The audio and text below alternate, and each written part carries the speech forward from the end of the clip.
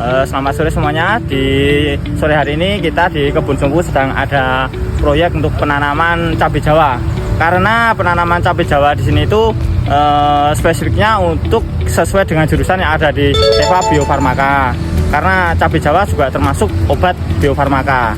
Dan selain itu untuk harga jualnya pun di kisaran masih bisa stabil, naik turunnya nggak terlalu jauh dari pasaran. Dan untuk budidayanya pun dia sangat gampang, juga mudah untuk perawatan, tidak rutin seperti tanaman yang lainnya, serta untuk OPT-nya dia juga nggak terlalu banyak.